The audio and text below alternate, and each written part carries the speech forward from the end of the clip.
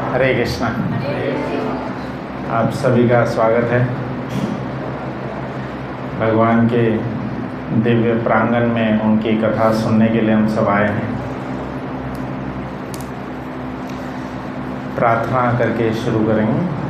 ओम ज्ञानतिमिरन्धस्य ज्ञानाञ्जनशलाकया चक्षुरुन्मीलितं येन तस्मै श्रीगुरुवे नमः। श्रीचैतन्यमनोभीष्टं स्थापितं येन भूतले स्वयं रूपः कदा मह्यं ददाति स्वयं ददाति। वन्देऽहं श्रीगुरुं वैष्णवांश्च श्रीरूपं साग्रजातं सगणानन्दं श्रीशाखानन्दं।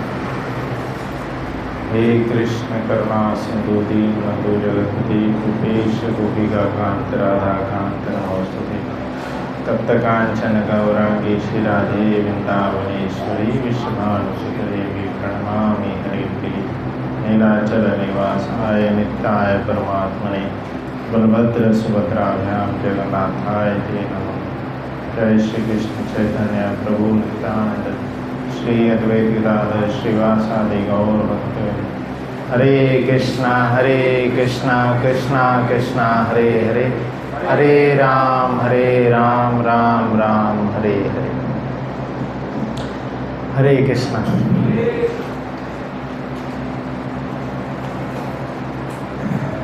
आज प्रभु जी ने जन्माष्टमी के अवसर पर कथा करने के लिए आग्रह किए थे। तो जन्माष्टमी क्या अवसर होता है? कृष्ण का, भगवान श्री कृष्ण का प्राकट्य दिवस, जन्म दिवस नहीं। क्योंकि जन्म किनका होता है? जिसकी मृत्यु होती है। सभी जीवात्माएं जो कि मरती है वही फिर से जीवित हो, पर कृष्ण है ना, उनका कभी अंत नहीं है, कोई आदि नहीं, वो अनादि है काल से। ब्रह्मा जी उनकी प्रार्थना, उनका गुणगान करते हुए क्या बोलते हैं? ईश्वरः परमः कृष्ण सच्चिदानंद विग्रह अनादिर आदिर गोविंद सर्व कारण कारणम। हम उनके बारे में सुनने के लिए उपस्थित हुए हैं, जो कि कौन है? ईश्वरः परमः कृष्ण। सभी ईश्वरों में परम ईश्वर है। और कौन है? और क्या गुणगान है? ईश्वरः परमः कृष्ण सच्चिदानंद विग्रह। उनका शरीर हमारी तरह रक्त मांस से नहीं बना हुआ है ना, रक्त मांस खून इत्यादि से नहीं बना हुआ है। किससे बना है? सच्चिद आनंद, आनंद से भरपूर। हम तो आनंद की खोज करते रहते हैं, इधर आनंद होगा, इधर सुखी प्राप्त होगा, इधर खुश हो जाएंगे, ये करके हम खुश हो जाएंगे। पर कृष्ण जो है हमेशा आनंद घन है, वो आनंद से ही बने हुए हैं। सच्चिद आनंद है वो, सच्चिदानंद विग्रह अनादिर आदिर गोविंद सर्व कारण का। तो आदि है, उनका कोई अंत नहीं है, और सभी कारणों के कारण। प्रभुपाद जी एक बार अपने कुछ मित्रों के साथ बैठे थे। उनके मित्र, उनके सरनेम ऐसे थे उनके मित्रों के, कोई चतुर्वेदी था, कोई त्रिवेदी था, और ऐसे सब भरपूर ज्ञानी सब थे। तो ऐसे ज्ञानियों के बीच में प्रभुपाद जी बैठे थे, और प्रभुपाद जी जब बैठे थे तब वो सब क्या बोल रहे थे कि प्रभुपाद जी आपके इधर। तो प्रभुपाद जी ने उन सबसे पूछे कि आप इतने महान हैं, ज्ञानी हैं, तो बताइए परम भगवान श्री कृष्ण कौन है? Who is Krishna? तो बहुत विचार विमर्श करने के बाद भी कोई कुछ खास आंसर दे नहीं पा रहे थे। बोल रहे थे कि कृष्ण ये हैं, वो हैं, अलग अलग उत्तर दे रहे थे। तो वहीं पे प्रभुपाद जी की किसी एक शिष्या की छोटी लड़की थी, सरस्वती, वह खेल रही थी। तो वो उससे बुला करके पूछते हैं प्रभुपाद जी, हु इज़ कृष्ण? तो सीधा आंसर बोलते, Krishna is supreme personality of God है,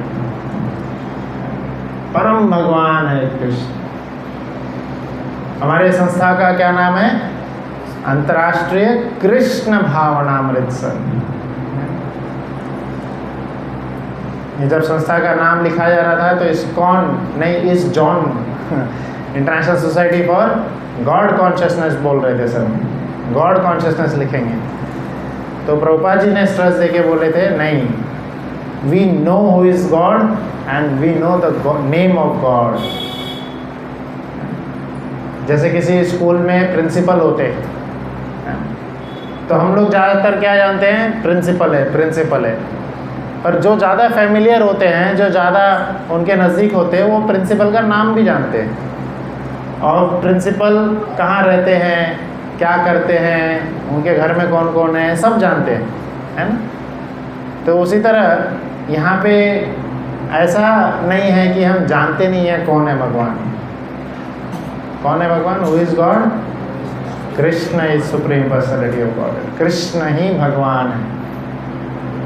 कृष्ण आरस, एक चैतन्य चेतामृत में एक श्लोक है जिसमें बताते हैं एकला ईश्वर कृष्ण आरसव धृत्य। एक ही परम ईश्वर है, कौन है? कृष्ण। बाकी सब कौन है? सेवक हैं, नृत्य अर्थात सेवक करने। तो यह लीला जो हुई थी कृष्ण का प्राकट्य, यह तो हम सब जानते हैं कि कैसे कहानी वगैरह हुई थी। तो यह समझ गए कृष्ण जन्म नहीं लेते हैं, प्रकट होते हैं, जिस प्रकार से सूर्य प्रकट होते हैं। सूर्य अभी हैं तो रात में नहीं थे, तो अभी क्या सूर्य का जन्मदिन हुआ है। सन इज नाउ 6 hours old। 6-7 घंटे हो गए सन को जन्म लिए। ऐसा है क्या? नहीं, फिर कैसा है? सूर्योदय हुआ है ना। सूर्योदय हुआ है, सूर्यास्त होगा, फिर से उदय होगा, ये साइकिल चलते चले जाता है। वैसे ही कृष्ण का प्राकट्य हुआ है इस धरातल पर। कृष्ण ब्रह्मा जी के दिन में, एक दिन में एक बार आते हैं। एक दिन में कृष्ण ब्रह्मा जी के एक दिन में कई सारे 1000 सतयुग गुजर जाते हैं। 1000 पूरा जो साइकिल है, सतयुग, त्रेता, द्वापर, कलयुग, पूरा साइकिल जो है 1000 बार गुजर जाता है और कृष्ण उस 1000 साइकिल में एक बार प्रकट होते हैं। और ऐसे कृष्ण जो है प्रकट हो रहे हैं, मतलब पहले भी कहीं और प्रकट थे और अब इस धरातल पर यहाँ प्रकट हुए। फिर यहाँ जब पूरा जब समापन हो जाएगा, सारी लीलाओं का समापन हो जाए, फिर कहीं और प्रकट होंगे। तो इस प्रकार से सभी समय में कृष्ण, सभी जगह पे कृष्ण क्या होते रहते हैं? प्रकट होते हैं और फिर अप्रकट होते हैं। तो इस धरातल पर कैसे प्रकट हुए थे, वह कहानी जो शास्त्र में वर्णन है उसको पुनः सुनने का प्रयास करेंगे। अभी कुछ समय पहले नरसिंह अवतार मूवी आई है ना, तो किन्होंने नहीं देखे? अच्छा, बहुत लोग नहीं देखे हैं। कई लोग, हाँ, आज शाम में। अच्छा, आज देख लीजिए, नहीं तो कल से नहीं रहेगी। कल से हट जाएगी, इतनी पॉपुलर नहीं हुई ना। आप लोगों ने ज़्यादा रिव्यूज़ दिए ही नहीं। आप लोगों ने ज़्यादा रिव्यूज़ दिए ही नहीं तो पॉपुलर नहीं हुई है। नहीं, कल से तो हट रही है। एक ही पॉपुलर होती तो कम से कम 2 हफ्ता रहती, 3 हफ्ता रहती। कल से हट रही है मतलब पॉपुलर नहीं है। तो देखते हैं हटती है कि नहीं हटती। हट गई तो पॉपुलर नहीं हुई है। अगर आप लोगों ने ज़्यादा रिव्यूज़ दिए, ज़्यादा और बढ़ाए, तो कल और टिक जाएगी। मंडे है ना, मंडे से चेंज हो जाता है। ठीक है, तो यह ज़्यादातर जो भक्तगण, मैंने पूछा था क्यों नहीं गए देखने के लिए, तो बोल रहे थे अरे क्या वही तो कहानी है, पता ही है हमें तो। अरे हम तो कथा करते हैं इनके, हम तो बोलते ही हैं, हमें क्या सिखाओगे, हमें क्या दिखाओगे, सब पता है। वैसे ही नरसिंहदेव हाँ प्रकट होते हैं प्रहलाद महाराज की रक्षा के लिए। हाँ ठीक है, बच्चा था तो क्या भगवान भी दया कर दिए, आ गए, प्रकट हो गए। है ना। तो यह सिंपल रोज़मर्रा की न्यूज़पेपर की कहानी नहीं है कि हाँ वही दूध वाला आता है, दूध डाल के चला जाता है। फिर न्यूज़पेपर वाला आता है, डाल के चला जाता है ना। वही बासी कहानी नहीं है, यह ऐसी दिव्य और महान कहानी है जो हर पल हमें और ज़्यादा न्यूनतम कर देती है, हर पल हमें और ज़्यादा नया कर देती है, हमें बताती है हम कौन हैं, हम क्यों इस धरातल पर आए हैं, हमारा उद्देश्य क्या है, और हम सबका कंट्रोलर कौन है, परम भगवान कौन है। इतना सुंदर रूप से नरसिंह भगवान का ग्लोरिफिकेशन हुआ है, नरसिंह भगवान का प्राकट्य हुआ है उस मूवी में, एकदम शास्त्र में जैसे बताया गया है वैसे ही एज इट इज प्रकट हुआ है। बहुत सुंदर रूप से प्रहलाद महाराज भी कितना सुंदर गुणगान करते हैं। चैतन्य महाप्रभु प्रहलाद महाराज की और ध्रुव महाराज की कहानी रोज सुनते थे, रोज। वो रोज रघुनाथ दास गोस्वामी के पास जाते थे और रघुनाथ दास गोस्वामी सेम कथा करते थे रोज। तो ये नॉर्मल न्यूज़पेपर की तरह नहीं है कि दूध वाला आया दूध डाल के चला गया। देखिए कि क्या है, ऐसी कहानी है जो जितने बार भी हम सुनेंगे वह नया ही नया लगेगा, हर बार नया लगेगा, हर बार, हर घंटे भी उसको सुनते चले जाएंगे ना, उसमें नया रस आएगा, नयापन आएगा। क्यों? क्योंकि जिसकी कहानी है वह ही नए हैं, हमेशा नए रहते हैं, हमेशा नित्य यौवन रहते हैं। क्या कृष्ण की कोई फोटो देखें बड़ी बड़ी दाढ़ी वाइट बाल वाले नहीं, है ना। कृष्ण नित्य यौवन रहते हैं और उनकी हर लीलाएं नित्य यौवन रहती है। हर लीला हर भूमंडल पर कहीं ना तो कहीं चल रही है। किसी ग्रह में भगवान पूतना का वध कर रहे हैं, किसी ग्रह में कंस के साथ युद्ध कर रहे हैं, किसी ग्रह में भगवान पांडवों के साथ खेल रहे हैं। तो इस प्रकार से सारी लीलाएं हमेशा हर पल चल रही है। आज भी वृंदावन में वही सब लीलाएं हो रही है। वो क्या चाहिए हमें? नेत्र चाहिए उसको देखने के लिए, है ना। कानों से भगवान का दर्शन होता है। जब भगवान की लीलाओं पे विश्वास होगा तब वह दर्शन हमें प्राप्त होगा। एक बार एक जगह पे शाम में ऐसे ही मंदिर में कथा हो रही थी, तो कथा के समय में एक व्यक्ति भागते हुए अंदर से आते हैं, ऐसे ही गेट से आकर के साइड में कोने में जाके बैठ जाते हैं। और वह व्यक्ति कौन थे? पुलिस से भागे हुए चोर थे।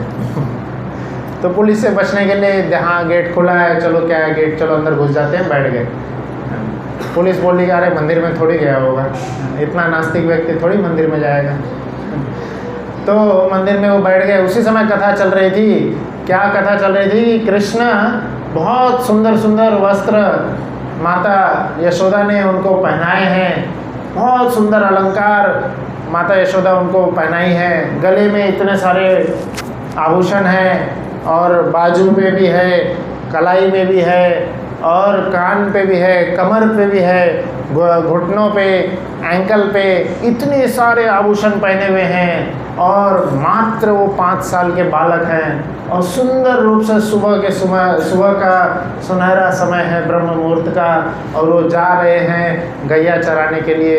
कितनी सारी गाय हैं और निश्चिंत होकर के वह सिर्फ एक बांसुरी लेकर के जा रहे हैं और बांसुरी बजाते हुए जा रहे हैं। इतनी सुंदर लीला का वर्णन वो कथाकार कर रहे थे और वो चोर बहुत ध्यान से सुन रहा था। अरे वाह, इतना सारा गहना, इतना सारा सोना चांदी, और सिर्फ 5 साल का बालक, और कोई गार्ड नहीं, कोई सिक्योरिटी, बस एक बांसुरी लेके जा रहा है। ऐसा नहीं कुछ रिवॉल्वर लेके जा रहा है या 10 गार्ड लेकर के चल रहा है। इतना सारा गहना पहन के बस एक बांसुरी, और उसके जैसे बस कुछ छोटे नन्हे मुन्ने बालक सब। वाह कितना सुंदर है। और जब कथा का अंत हुआ, कथा में क्या होता है जनरली? सब सो जाते हैं। इतनी प्यारी कथा होती है कि सबको नींद आ जाती है। तो बस उसने उतना ही सुना था कि 5 साल का बालक जो है इतने सारे सोने चांदी पहन के जा रहा है। कहाँ पे? सुबह के समय पे।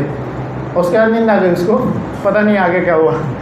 फिर जब अंत में सब ताली बजाने लगे, प्रसाद का समय हुआ, तब उसने कथाकार को, तब नींद खुली उसकी। फिर कथाकार को ढूंढा, किधर है कथाकार, किधर? उसको पकड़ा और वो बालक के बारे में बता रहे थे, वो बच्चा जो इतने सारे सोना पहन के जा रहा था, वो कहाँ है, कहाँ है, वो कहाँ है, कहाँ जा रहा था? उसके आगे मैंने सुना ही नहीं, बताओ कहाँ जा रहा था वो बोला वो कौन सा बच्चा? वो कृष्णा। अच्छा वो कृष्णा, वो तो उधर है वृंदावन में, वृंदावन में है, वृंदावन में गाय चरा रहे वहाँ पे वृंदावन में। वृंदावन किधर है? तो पूरा एड्रेस लिख करके ले लेते हैं, है ना। ऐसे मथुरा स्टेशन पे उतरना, वहाँ से रिक्शा पकड़ना, गोकुल वृंदावन के लिए बोलना, वो छोड़ देंगे, चले जाना। तो बस विश्वास था कि हाँ 5 साल का बालक है, सुबह का समय में रहता है, वो सुबह सुबह जाता है गाय चराने के लिए, इतना सारा आभूषण पहन के। बस चले गए वो, और चले गए, और पूरे रास्ते भर किसका चिंतन होता रहा? सिर्फ और सिर्फ कृष्ण का, कृष्ण का। हरे कृष्णा कृष्णा कृष्णा हरे हरे, हरे राम राम राम हरे। इस प्रकार से नित्य रूप से कृष्ण का चिंतन करते हुए, कृष्ण के आभूषण हैं, कृष्ण गैया चला रहे हैं, और कृष्ण सिर्फ बांसुरी पहने हुए पकड़े हुए हैं, और कमर में भी आभूषण है। पूरे कृष्ण के सभी दिव्य अंगों का वो चिंतन कर रहे थे, स्मरण कर रहे थे। और इतना गहरा चिंतन, इतना गहरा स्मरण था, और वो फिर धीरे धीरे कैसे तो पहुंच जाते हैं वृंदावन, और सुबह सुबह के समय में ही पहुंच जाते हैं। और वहाँ पे इंतज़ार कर रहे थे कृष्ण का, सुबह के समय में पेड़ पे चढ़कर इंतज़ार कर रहे थे, हाँ यहीं से गुजरेंगे कृष्ण, यहीं से गुजरेंगे। तो 3 बजे से ही चढ़ के इंतज़ार कर रहे थे, ब्रह्म मुहूर्त, अब ब्रह्म मुहूर्त होगा, अब कृष्ण गुजरेंगे। और कृष्ण इतने सांवले रंग के हैं, सारा कृष्ण का विवरण लिख लिए थे, है ना। सांवले रंग के कृष्ण हैं, उनके साथ में एक गोरे रंग के भी बालक है, उनके साथ मित्र हैं, है ना, वह भी आते हैं, और वह भी आभूषण पहने हुए हैं, दोनों बालक आभूषण पहने हुए हैं, गाय चराते हुए आएंगे, और सिर्फ बांसुरी है, बांसुरी बजाते हुए आएंगे। इतना सुंदर, सिर्फ और सिर्फ कृष्ण में ही उनका ध्यान था, लगा हुआ था। और जैसे ही वह समय होता है ब्रह्म मुहूर्त का, फिर क्या होता है, धीरे धीरे उसको सही में गाय दिखने लगती है, और कृष्ण का दर्शन प्राप्त होता है। और कृष्ण को एकदम पेड़ से उसी समय कूद जाते हैं, नीचे आ जाते हैं, और कृष्ण को पकड़ लेते हैं। वो कृष्ण के पास जाना चाहते थे कि लाओ आभूषण लाओ, आभूषण लाओ, और जैसे ही कृष्ण को पकड़ते हैं, उनको एकदम शॉक, ऐसे शॉक जैसा लग जाता है, और फिर वो सब भूल जाते हैं किस लिए आए थे, सिर्फ देखते रह जाते कृष्ण को, देखते रह जाते। और फिर जब कृष्ण उनको पूछते हैं क्या हुआ, क्यों पकड़े हो मुझे जाने दो, नहीं तो मैं मैया यशोदा को बता दूंगा। तो फिर वो बोलते हैं कि आपका आभूषण दे।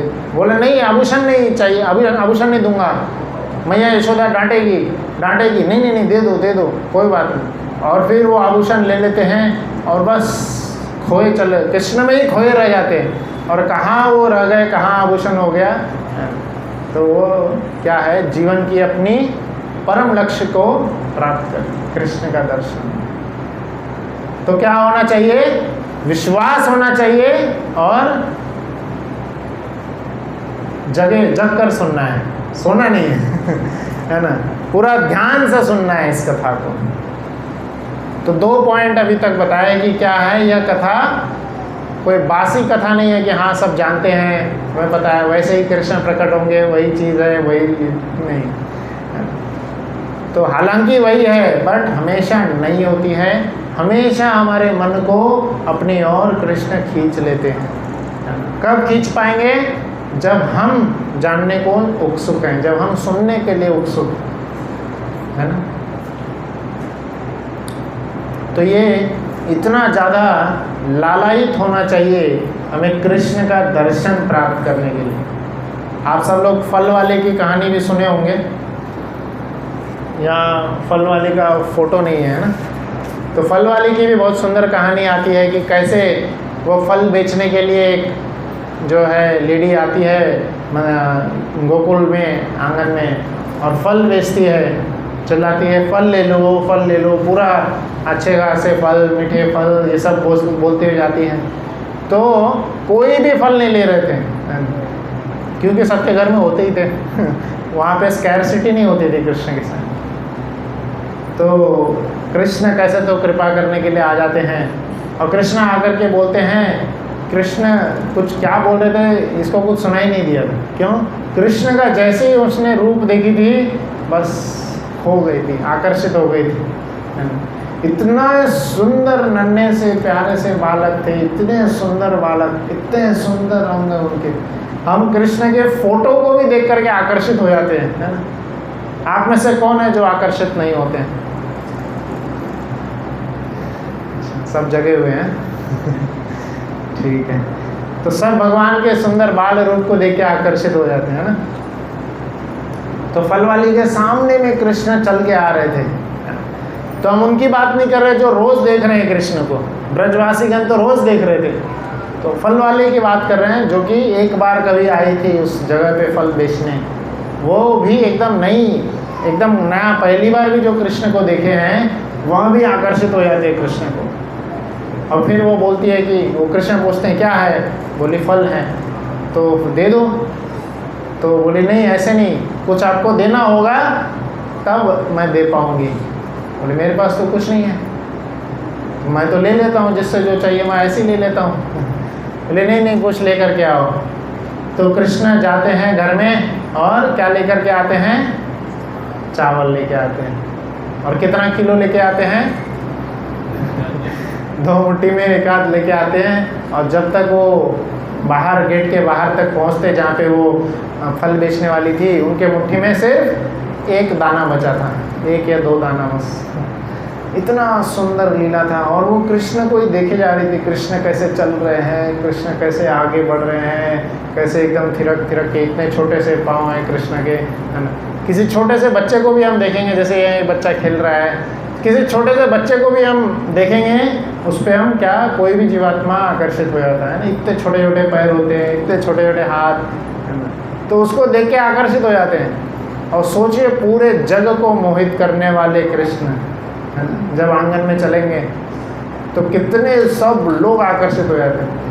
ऐसा कहा जाता है कि जब ऊपर से आसमान से जब जो सितारे हैं वह गुजर रहे होते हैं तो सितारे कृष्ण को देख करके एकदम मोहित हो जाते थे।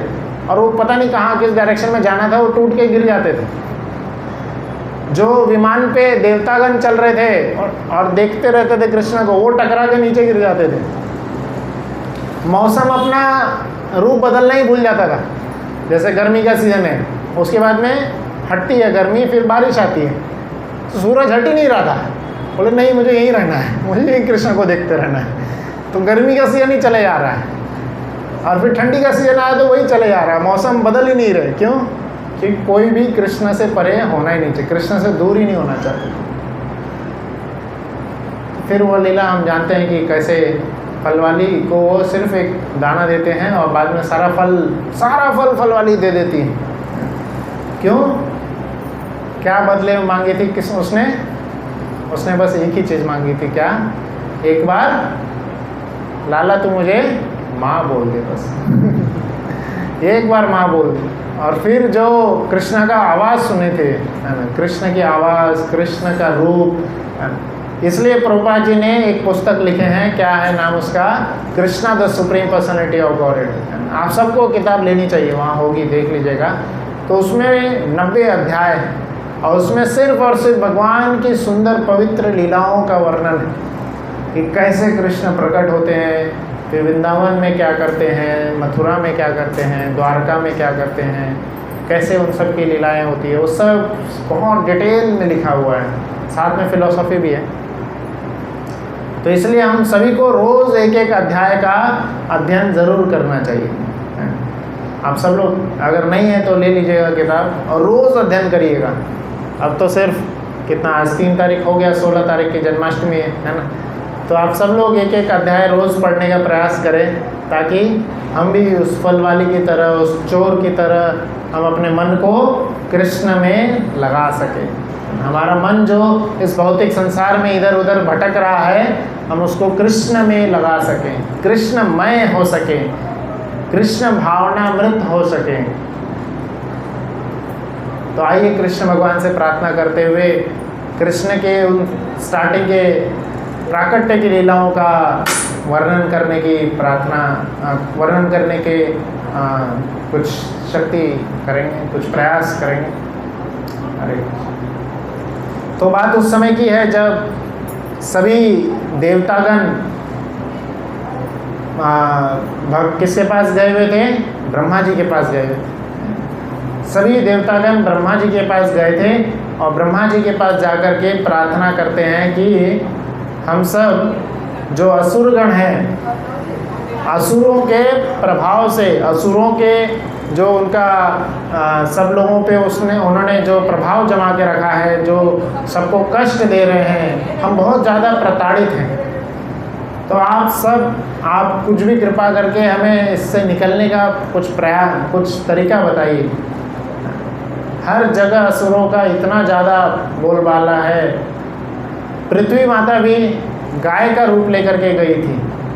धरा जो है पृथ्वी माता गाय का स्वरूप लेकर के कृष्ण के पास गई थी। गाय का क्यों? क्योंकि कृष्ण कौन है? गोपाल है। गोपाल हैं कृष्ण, गायों के पालक हैं।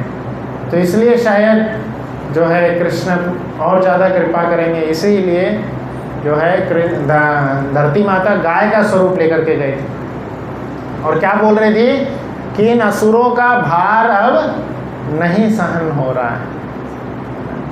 अब देखिए पृथ्वी माता पे कितने सारे लोग रहते हैं, इतने बड़े बड़े पर्वत हैं, इतने बड़े बड़े आप देखेंगे जैसे ये गिलास है पानी का, तो गिलास तो ज़्यादा भारी नहीं होता है, पर बॉटल पानी का भरा हुआ रहेगा बहुत भारी होता है। कैन भरा रहेगा 20 लीटर वाला, वो तो और भारी होता है। और फिर पूरी टंकी भरी रहेगी, है ना, कितनी भारी होती है टंकी में? ज़्यादा से ज़्यादा कितना 40 लीटर रहेगा, 50 लीटर, 100 लीटर रहेगा। 100 लीटर का पानी भारी हो जाता है। इतना बड़ा बड़ा समुंदर पड़ा हुआ है धरती पे, समुद्र का कितना वजन होगा? इतना सारा पानी, इतना बड़ा, इतने सारा समुंदर, इतना सारा पर्वत, इतने सारे लोग, पर फिर भी यह सब धरती माता को भारी नहीं लग रहा, वजन नहीं लग रहा। धरती माता को किनका ज़्यादा वजन लगता है? जब पापी लोग बढ़ जाते हैं, यज्ञ करना बंद हो जाता है, यज्ञ बंद होता है, पापी लोग बढ़ते हैं। कौन है ये पापी?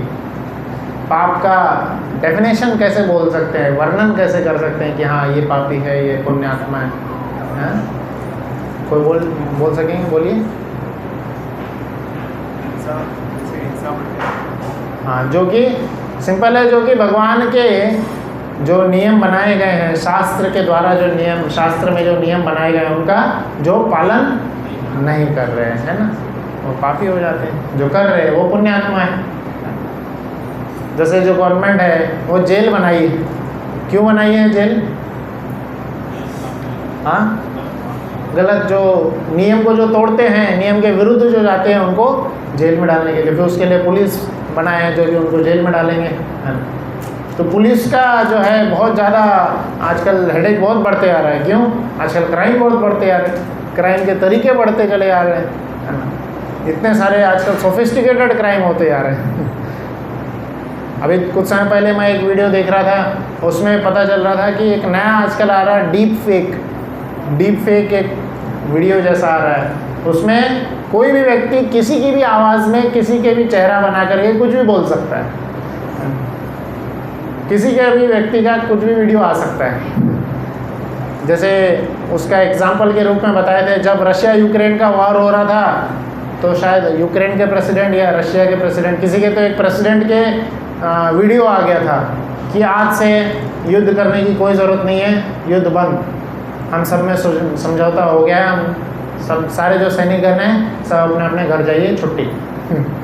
और प्रेसिडेंट का न्यूज़ है, वायरल हो गया सब जगह, बोले ठीक है घर जाते हैं। सब अपना लंच बॉक्स पकड़े घर चले गए।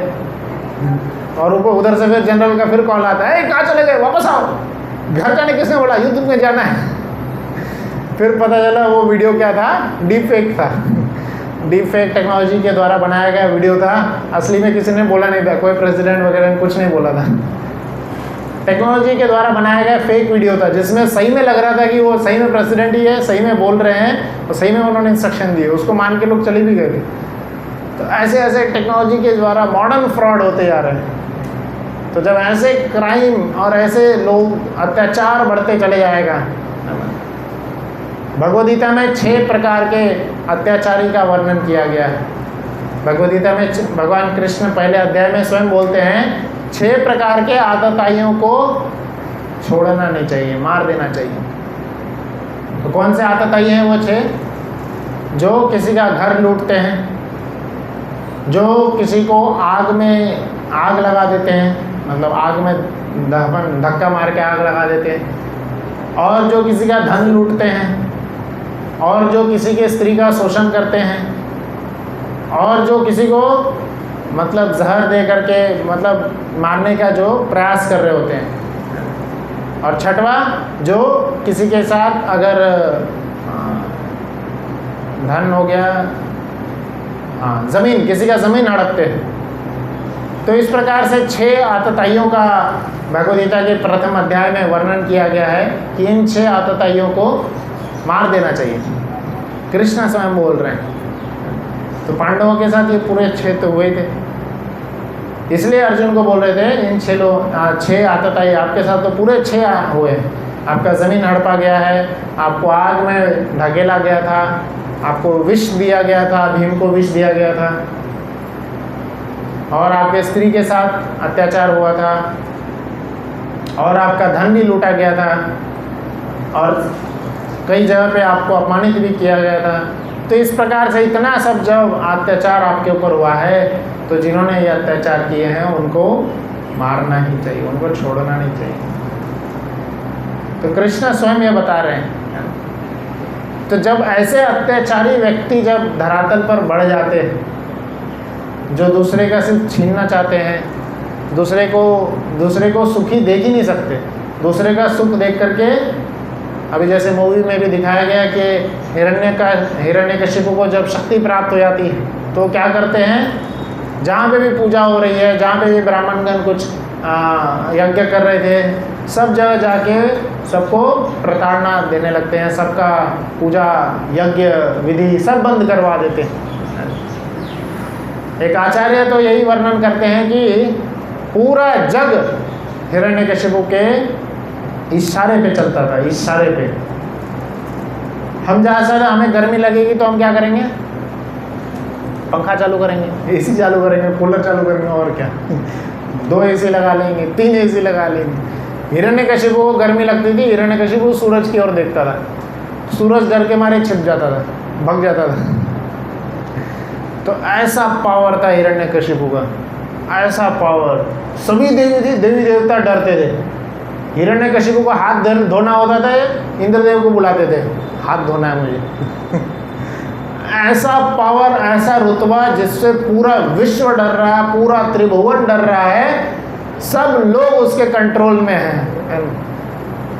फिर भी एक छोटा सा बालक, 5 साल का एक छोटा सा बालक, सारी दुनिया क्या बोल रही है, सबसे बड़े भगवान कौन, हिरण्यकशिपु। हिरण्यकशिपु भगवान है, सर्वत्र ये गुणगान, हिरण्यकशिपु ही भगवान। पर सिर्फ एक बालक, पूरे त्रिभुवन में, पूरे त्रिलोक में एक बालक क्या बोल रहा था, नहीं, ये गलत है। सर्वत्र ही गुणगान एकल ईश्वर कृष्ण। हरे कृष्णा कृष्णा कृष्णा हरे हरे, हरे राम राम राम हरे। नास्तिकों से भरे हुए उस पूरे समाज में एक बालक हिम्मत करके क्या कर रहा था, जप कर रहा था। जबकि सब लोग ये बोल रहे थे, अरे तुम्हारे लिए थोड़ी विष्णु आएंगे, विष्णु के पास और कुछ काम धंधे नहीं है क्या? इतने बड़े बड़े देवी देवता हिरण्यकशिपु का पैर धो रहे, उनके लिए नहीं आए, तुम्हारे लिए आएंगे। तुम भी छोड़ दो विष्णु का नाम जप और हिरण्यकशिपु का जप करो। जैसे हमें भी कई बार लोग बोलते हैं, क्या भगवान के मंदिर जाते रहते हो, है ना, इससे अच्छा पढ़ाई करो, इससे अच्छा काम में मन लगाओ, और जॉब करो, और मेहनत करो, और पढ़ाई करो, बोलते हैं ना लोग। क्या मंदिर जाके क्या होगा, हमेशा हरे कृष्णा करते रहते हो, क्या रखा है इसमें? देखिए क्या रखा है। प्रकट हुए कि नहीं? प्रकट हुए ना प्रहलाद महाराज के लिए, तो ये विश्वास दिलाने के लिए कि हर एक जीवात्मा जब भगवान को बुलाता है, भगवान उसकी सुनते हैं और उसके साथ रहते हैं, उसके साथ खड़े रहते हैं। प्रहलाद महाराज को जब ऊपर पहाड़ से फेंक रहे थे तो ऊपर से फेंकने वाले बोल रहे थे नहीं बाबा नहीं फेंकते हम आप इतने महान हैं, क्यों फेंके हम, कैसे तो गिराया। प्रहलाद को विश्वास था कि आज तक कृष्ण ने कोई कैच मिस किया नहीं है अगर कृष्ण को गिराना ही होगा तो ठीक है, कोई बात नहीं, अगर बचाना होगा तो कोई नहीं मान सकता। यह विश्वास होना चाहिए और हर पल कृष्ण का नाम जपना चाहिए। हरदास ठाकुर बोल रहे थे मेरे शरीर का खंड खंड भी हो जाएगा फिर भी हर एक अंग सिर्फ और सिर्फ कृष्ण का नाम जपेगा। हरे कृष्णा कृष्णा कृष्णा हरे हरे, हरे राम राम राम हरे। समाज में ऐसे आज भी लोग हैं जो कि मंदिरों में आक्रमण करते हैं और ऐसे भक्त लोग जो कि नाम जप करते हैं उन पर आक्रमण करते हैं। क्यों जप कर रहे हो, क्यों इतना ज़ोर ज़ोर से कीर्तन कर रहे हो, इसकी कोई ज़रूरत नहीं है ना, काम करो, जप अपना पढ़ाई करो। इसलिए नरसिम्हा अवतार मूवी आई ताकि हमारा विश्वास और ज़्यादा सुदृढ़ हो जाए और ज़्यादा प्रगाढ़ हो जाए। ठीक है, तो सबको विश्वास रखना है भगवान पे और हमेशा भगवान का नाम जप करते रहना है। यही प्रहलाद महाराज सिखा रहे हैं। तो जब अत्याचारी बढ़ गए थे तब धरती माता बाकी सबका वजन सह लेती है बट पाप का वजन धरती माता सह नहीं सकती है। गलत लोगों का वजन सरकार सह नहीं सकती, इसलिए सरकार क्या करती है, तो ऐसे भी करके कुछ भी करके वो जो क्रिमिनल है उसके ऊपर इनाम लगा देती है, जो इस क्रिमिनल को पकड़ेगा उसको इनाम देंगे, कैसे तो उसको पकड़ के फिर जेल में डालते हैं या उसको सज़ा देते हैं जो भी। तो इतने सारे पुलिस, लगभग कई सारे पुलिस लग जाते हैं, कई सारे लोग लगा देते हैं, क्यों, उस एक क्रिमिनल को पकड़ने के लिए। क्यों? क्योंकि वो सोसाइटी में रहेगा तो और ज़्यादा क्राइम होते जाएगा, कई लोगों को कष्ट हो। तो वही और वैसा ही अपील लेकर के सभी देवतागण आए हुए थे ब्रह्मा जी के पास। तो ब्रह्मा जी कौन है, 4 मुख वाले देवता हैं, उनके 4 सिर हैं, चारों दिशाओं में वह देखते हैं और कई प्रकार से वह सोचते हैं समझते हैं।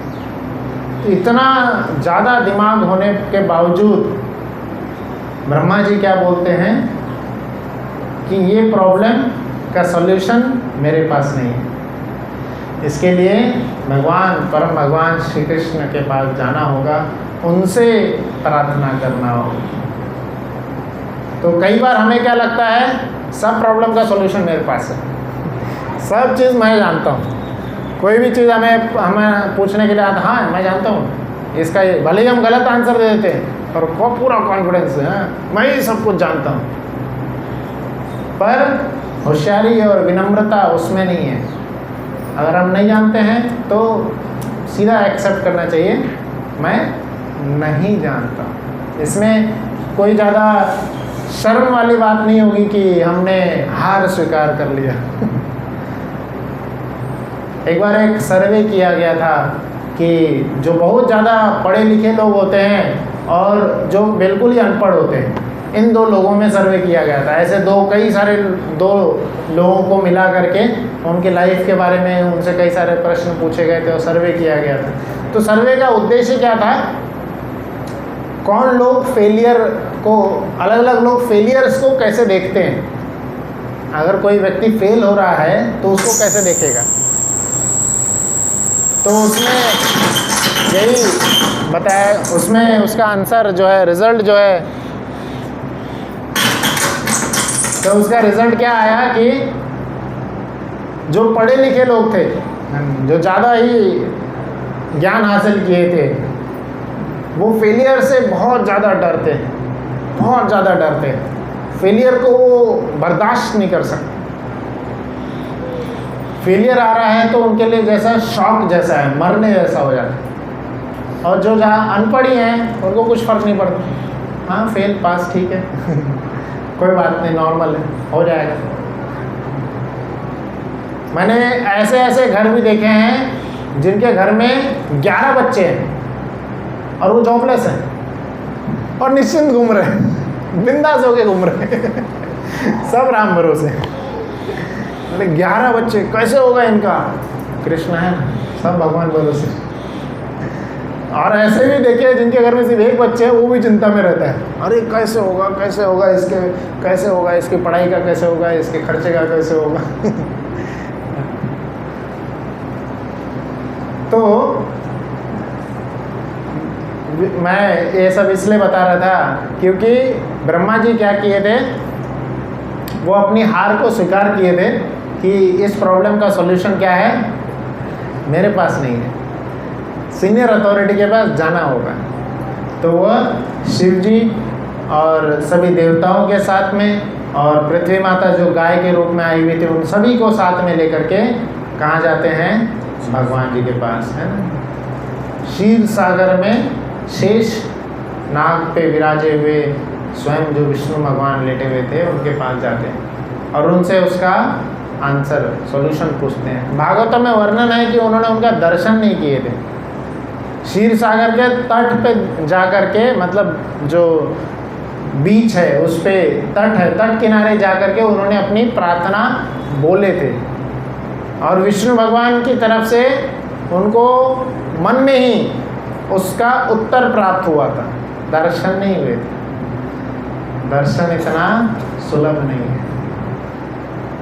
तो ये वर्णन आता है कि ब्रह्मा जी तो अपने जगह से ही भगवान को ये प्रार्थना कर सकते थे, पर क्षीर सागर के तट पे क्यों गए?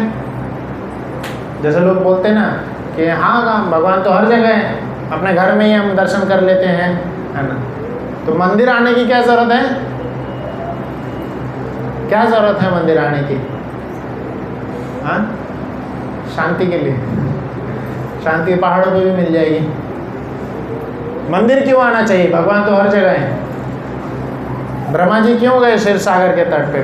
विष्णु भगवान को तो हृदय में भी दर्शन कर सकते थे। हाँ, तो आंसर ऐसा आता है कि जो जिस प्रकार से पानी हर जगह प्राप्त हो जाता है, हर जगह प्राप्त हो, बट उसका सोर्स जो है नल के पास हमें जाना ही होगा। नल के पास या जो भी सोर्स है, वाटर कूलर, जहाँ से भी पानी आता है, वहाँ सोर्स के पास जाना ही होगा। क्यों? क्योंकि वहाँ पे पीने लायक पानी प्रचुर मात्रा में अवेलेबल होता है। भगवान हर जगह हैं, बट उनका दिव्य दर्शन सिर्फ और सिर्फ मंदिर में ही होता है। जय श्री श्री जगन्नाथ बलदेव सुभद्रा महारानी की जय, श्री श्री राधा रमन गौर निताय की जय। तो इसलिए कुछ भी प्रॉब्लम हो, ब्रह्मा जी को भी जो प्रॉब्लम हुई, वो घर पे बैठे बैठे मन में ही प्रॉब्लम का सॉल्यूशन नहीं ढूंढे, भगवान के मन में ही प्रार्थना नहीं किए, वो क्षीर सागर गए थे। हमें भी मंदिर आना चाहिए, है ना।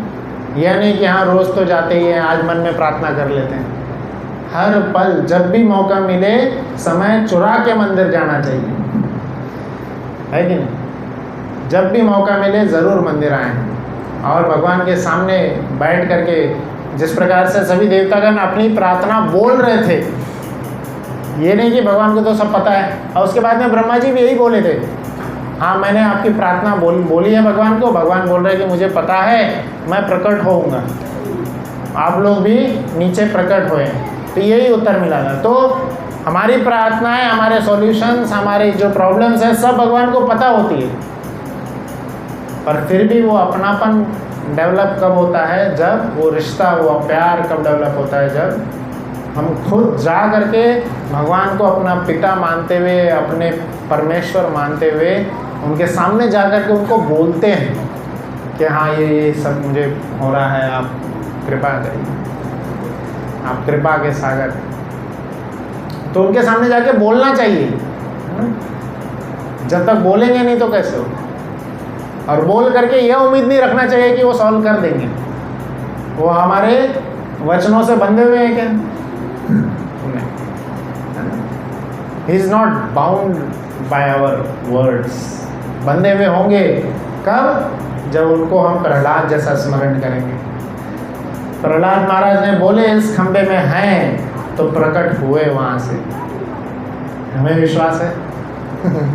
विश्वास है? हाँ, नहीं विश्वास है तो और वर्कआउट करना है। जैसे जिम में जाते हैं लोग, बोलते हैं जिम वाले को हाँ मेरा हो गया बॉडी, जिम वाला क्या बोलता है नहीं नहीं और वर्कआउट करो और एक्सरसाइज करो, नहीं हुआ है। तो उसी तरह हमें और एक्सरसाइज करना है अभी, और जप करना है, और साधना करना है, क्योंकि अभी भी हमारा विश्वास क्या है? डगमग होते रहता है। कोई आकर के बोलेगा नहीं जाना है मंदिर, कल से मंदिर बंद हो जाएगा, कोई हरे कृष्णा कुछ नहीं करेगा कोई, तो हम भी क्या करेंगे? क्या करेंगे आप लोग फिर? हाँ, दुबक के घर में बैठ जाएंगे, हाँ भाई ठीक है चलो नहीं करते हैं। करेंगे? हाँ, करना ही है ना। सोचिए प्रहलाद महाराज को कितना बोला गया कि कीर्तन नहीं करना है, विष्णु का नाम नहीं लेना है, फिर भी लेते रहे, लेना छोड़े। वो पूछ रहे थे अरे आपको कौन बचा रहा है, कौन बचा रहा है? हाथी आ गया उसको मारने के लिए, फिर भी कीर्तन नहीं छोड़े। हरे कृष्णा कृष्णा कृष्णा हरे हरे, हरे राम राम राम हरे। तो प्रहलाद तब जब ब्रह्मा जी का जब प्रार्थना सुने भगवान, तब उनके प्रार्थना को सुनते हुए यही आश्वासन दिए कि मैं प्रकट होऊंगा, आप लोग जाएं।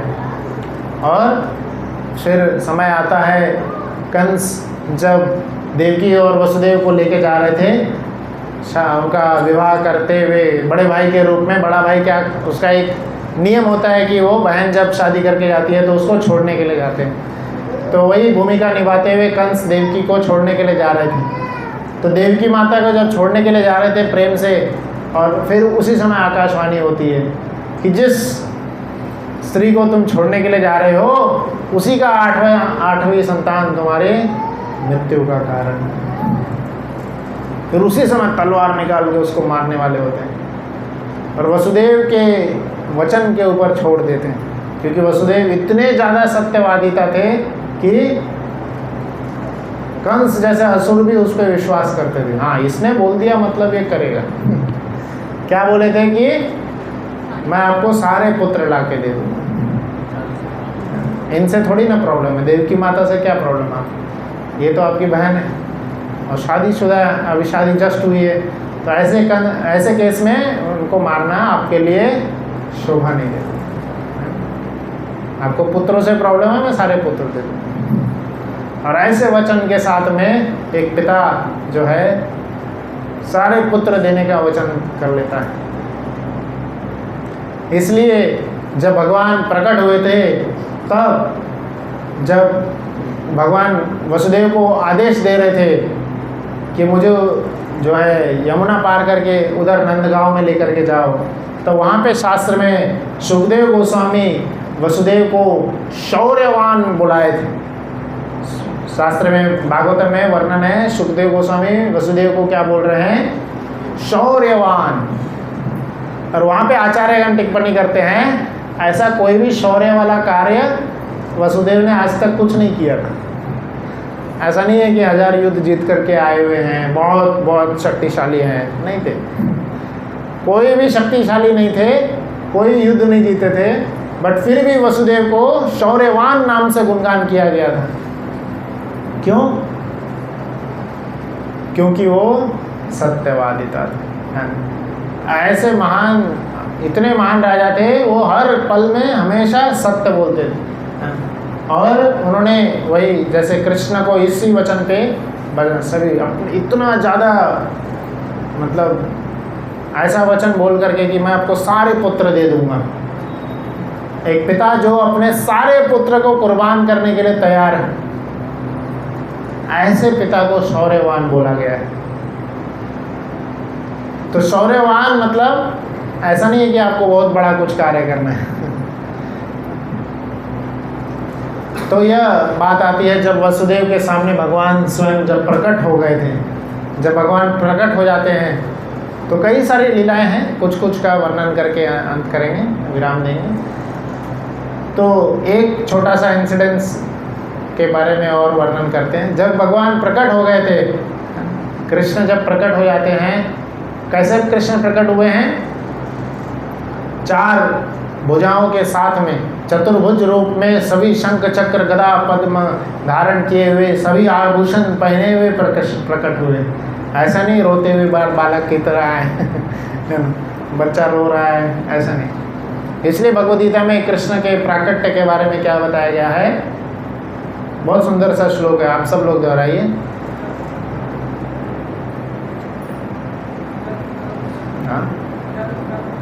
हाँ, जन्म कर्म च मे दिव्यम एवं यो वेति तत्वतः त्यक्त्वा देहं पुनर्जन्म नयति मामिति स अर्जुन। तो क्या बता रहे? जन्म कर्म च में दिव्यम, भगवान के जन्म और कर्म पूरे दिव्य हैं। कोई भी यह समझ ही नहीं पाएगा कि कैसे एक नॉर्मल एकदम नवजात शिशु चतुर्भुज रूप लेके प्रकट हो सकता है और अपने माता पिता के 3 जन्म याद दिला सकता है माता पिता के 3 जन्म याद दिला रहे। तो कृष्ण के जन्म कर्म क्या है? दिव्य होते हैं, कोई भी नहीं समझ सकता।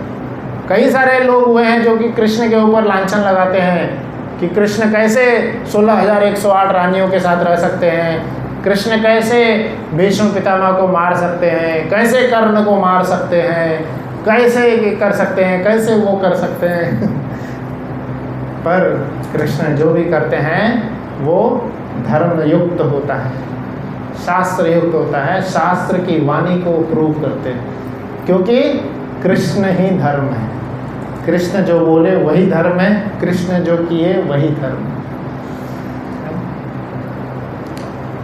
धर्माम तो साक्षात भगवत प्रणीता, भगवान की वाणी ही धर्म है, भगवान का कार्य ही धर्म। भगवान का कोई भी कार्य जो है गलत नहीं है और यह भी नहीं है कि भ्रांति, सुपरस्टिशियस नहीं है। सुपरस्टिशियस जो बोला जाता है ना, या ब्लाइंड फेथ जो बोलते हैं ना, ये अंधविश्वास है, ऐसा नहीं है। कैसे कोई 7 साल का छोटा सा बालक इतना बड़ा गोवर्धन पर्वत उठा सकता है ना? मैं तो एक करताल भी नहीं उठा सकता, वो पर्वत कैसे उठा सकते हैं तो वो तुम्हारी प्रॉब्लम है कि नहीं उठा सकते। भगवान हमारी सोच के भी परे है। हमारी क्या, ब्रह्मा जी के सोच के परे। ब्रह्मा जी का सिर चकरा गया था जब वो ब्रह्म विमोचन लीला होती है, और ब्रह्मा जी सभी ग्वाल वालों को लेके चले जाते हैं और नीचे आकर के देखते हैं फिर से वहीं पर है, सबके सब वैसे ही खेल रहे हैं। वो उनको कंफ्यूज हो गया, अभी तो लेके गया था मैं तो अभी फिर से यहाँ पे कैसे आ गए। तो फिर वो शरणागत हो जाते हैं किसके? जो ब्रह्मा जी के भी क्रिएटर हैं। और फिर उनको भगवान दर्शन दिए थे कि अरे तुम तो एक ही ब्रह्मांड के ब्रह्मा हो। ऐसे अनंत कोटि ब्रह्मांड के जो ब्रह्मा हैं वह सब भगवान के सामने नतमस्तक होते हैं। तो जब कृष्ण ने वसुदेव को आज्ञा दिए थे कि आप मुझे नदी यमुना पार करके उधर लेके जाइए, तो ये आखिरी, वैसे तो कई सारी लीलाओं पे चर्चा हो सकती है, समय का पाबंद है। यह एक लीला पे हम चर्चा करेंगे और फिर विराम देंगे कि वसुदेव जो हैं कैसे कृष्ण को उठाते हैं। अब देखिए क्या टारगेट मिल रहा है वसुदेव को। भगवान क्या बोल रहे हैं कि नदी पार करके उधर नंद बाबा हैं, उनके आंगन में जाकर के रखना है, वहाँ पे एक बच्ची है उसको इधर ले करके आना है। कितना इम्पॉसिबल टारगेट है।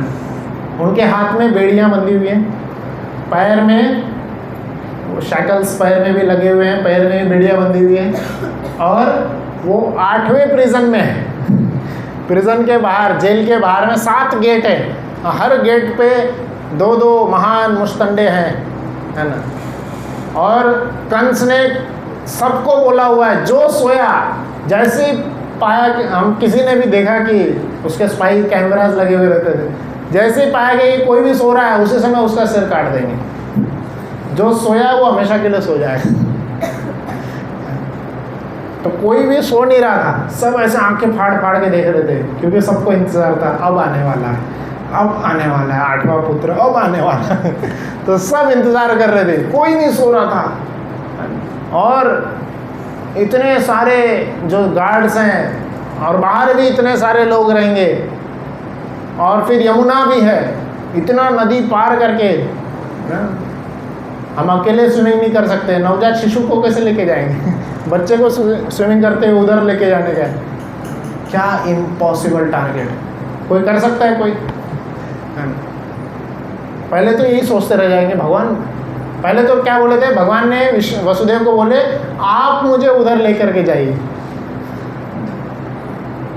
तो आप मुझे उधर लेके। भगवान को हम बोले भगवान आप इतने शक्तिशाली है, आप ही कर लो ना, आप खुद ही उधर चले जाओ, मेरे को क्यों टेंशन में डाल रहे हैं? हम क्या रहेंगे तो हम ऐसे ही बोलेंगे ना, इसलिए भगवान हमें बोलते भी नहीं। भगवान को पता है किसी काम का नहीं।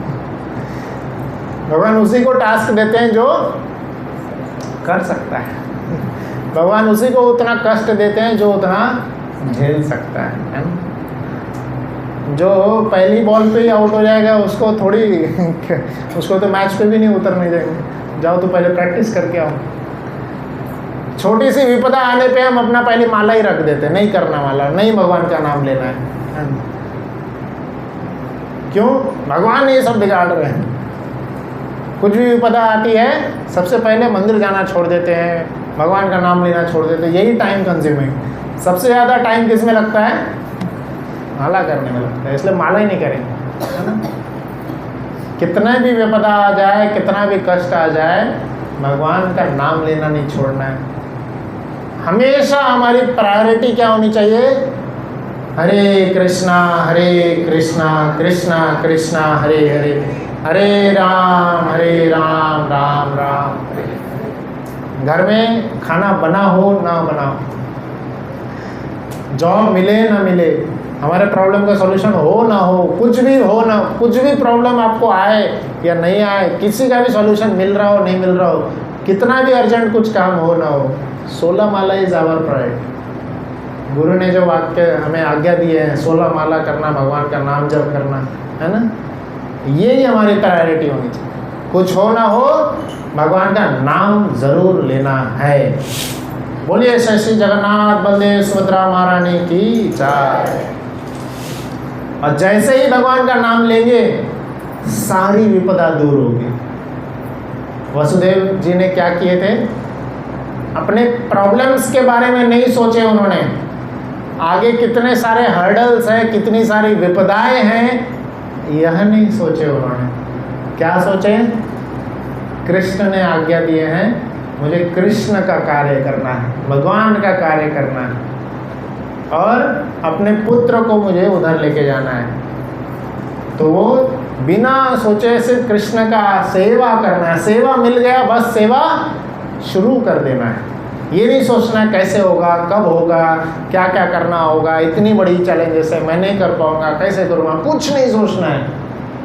क्या करना है? सीधा सेवा शुरू कर देना है, भगवान को उठा लेना है, कुछ नहीं समझना है, कृष्ण को। एक बार एक रिपोर्टर प्रभुपाद जी से आके पूछ रहे थे कि आपका इतना बड़ा मंदिर है, आपका इतना सारा प्रचार हर जगह बढ़ रहा है, इतनी बड़ी बड़ी रथ यात्राएं कर रहे हैं आप, तो इतना सब करने के लिए पैसा तो चाहिए, पैसा कहाँ से आ रहा है? तो वो कुछ क्रॉस क्वेश्चन पूछना चाहते थे, कहाँ से आप पैसा ला रहे हो, क्या काम कर रहे हो? लोगों को अपने जेब में कितना है उससे फर्क नहीं, आप दूसरे के जेब में कितना है, वो कहाँ से ला रहा है पैसा। तो प्रभुपाद जी से पूछ रहे थे कौन ला रहा है पैसा, कहाँ से आ रहा है? प्रभुपाद जी ने पूर्ण विश्वास के साथ क्या बोले? कृष्ण ला रहे हैं पैसा, कृष्ण का मंदिर है वो चला रहे हैं। मैं भागवत बाहर मैं नहीं आया हूँ, भागवत आए हैं फॉरेन लैंड पे, है ना। पाश्चात्य देश में कौन गए हैं? भागवत गए हैं। भागवत तो अकेले जा नहीं सकते, इसलिए मैं उनका सेवक बन के गया। ऐसे प्रभुपाद जी के वचन। वो रिपोर्टर जो है तो उसको लगा कि प्रभुपाद जी सुने नहीं, तो उसने फिर से यही पूछती है, नहीं वो बात तो ठीक है, बट जो है पैसे कहाँ से आ रहे हैं? वो प्रभुपाद जी एकदम कॉन्फिडेंट बोले कृष्ण दे रहे हैं। तो रिपोर्टर को लगा अच्छा इनको सुनाई नहीं देता होगा, और उसके प्रभुपाद जी के बगल में उनके शिष्य बैठे थे, उनसे पूछे where is the money coming from. वो शिष्य तो अभी नया नया आया हुआ था वो भी क्या बोलूँगा, कृष्णा इज गिविंग मनी। तो इस प्रकार से पूर्ण विश्वास होना चाहिए कि कृष्ण ही सब कुछ कर रहे हैं। तो जैसे वसुदेव को विश्वास था, है ना, वसुदेव ने क्या बोले, सिर्फ कृष्ण की सेवा करनी है, और जैसे ही वो कृष्ण को उठाए सारी बेड़ियां अपने आप खुल गई, सारे जितने भी द्वारपाल थे सब अपने आप सो, और ऐसा नहीं कि सब दिख रहा है हाँ चलो सो गए, रास्ता क्लियर हो गया। जैसे शास्त्र में वर्णन है, जैसे जैसे वो आगे बढ़ते चले जा रहे थे, अगला गेट खुलता चले जा रहा था, अगले सारे सिपाही सोते चले जा रहे थे। तो जब जब हम एक एक स्टेप भगवान की सेवा में आगे बढ़ाते चले जाएंगे, आगे की विपदा अपने आप हटते चले जाएगी, अपने आप हटेगी। हम कुछ नहीं करने वाले सिर्फ वही हैं। हम कुछ नहीं कर सकते, हम अपने बल पे अपना एक हाथ तक नहीं उठा सकते। कितने सारे लोग हैं पैरालिसिस हो जाता है, लोग कुछ नहीं कर सकते, लोग हाथ भी नहीं उठा सकते। तो क्या ही हम कुछ सॉल्यूशन कर पाएंगे। तो वसुदेव जैसे जैसे आगे बढ़ते चले जा रहे थे, आगे का सब गेट खुलते चले जा रहा था। ये भी नहीं सोचा कि अच्छा गेट तो खुल गया, अब आगे इतने सारी सोसाइटी है, सारे लोग सो चुके थे, और कोई गलती से उठ ना जाए। इंद्रदेव इतनी बड़ी बारिश कर रहे, फिर यमुना कैसे पार करेंगे, यमुना अपने आप रास्ता दे दी, कुछ सोचने की जरूरत ही नहीं है। सारी विपदाएं, जो भी विपदा सोच सकते थे, ठीक है, यमुना रास्ता दे दी। ऊपर बारिश हो रहा है, गीले हो जाएंगे, शेषनाग आ गए ऊपर से, तो सारी विपदा सॉल्व हो जाएगी। सिर्फ आप एक बार कृष्ण को उठा करके तो देखिए, कृष्ण का नाम जप करिए, सारी विपदा सॉल्व हो जाएगी। कृष्ण का नाम हमेशा मुख पर होना चाहिए, हमेशा, सारी प्रॉब्लम सॉल्व हो जाएंगी। फिर सोचो चलो इधर का सॉल्व हो गया, उधर नंदगांव में सब लोग जगे होंगे, किसी ने देख लिया तो उधर भी सब सोए।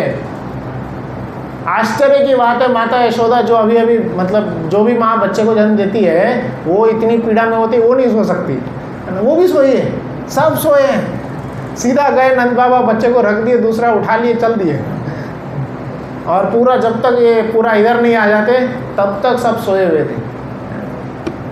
तो जब हम कृष्ण की सेवा में आगे बढ़ते हैं, सारे प्रॉब्लम सॉल्व हो जाते हैं।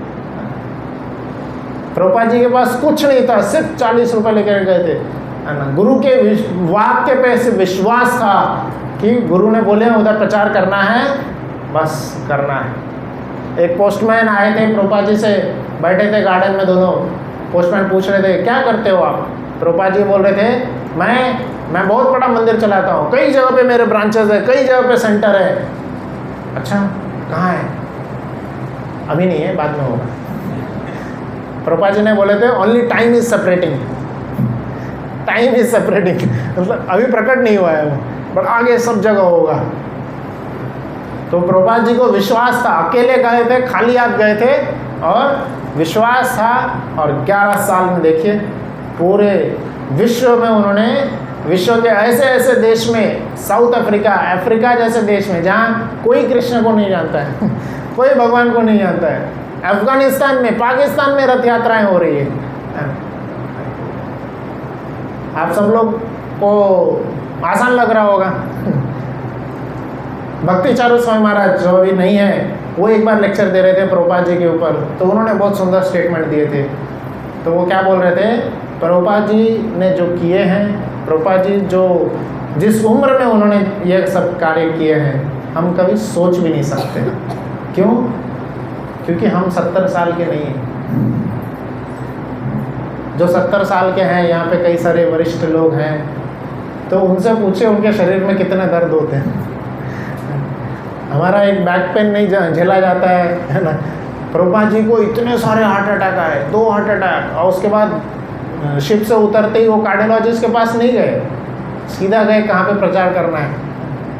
और उसमें लिखा है कि प्रभुपाद जी को कभी भी टाइम लैग भी नहीं होता था। जिस देश में जिधर उतरते थे उधर पूछते थे अच्छा कितना बज रहा है, जो उनका रेगुलर शेड्यूल होता था हर जगह वही शेड्यूल फॉलो करते थे। तो प्रभुपाद जी की इतनी मेहनत से हमें ऐसे ऐसे दिव्य ग्रंथ प्राप्त हुए हैं जिसके द्वारा हम कृष्ण को जान सकते हैं।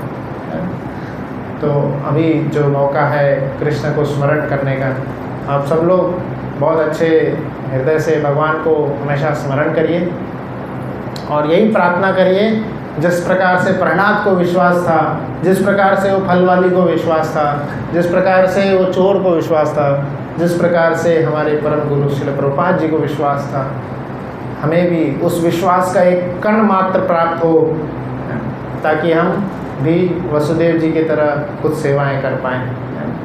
हरे कृष्णा कृष्णा कृष्णा हरे हरे, हरे राम राम राम। परम पुरुषोत्तम भगवान श्री कृष्ण की जय, श्रील प्रभुपाद की जय।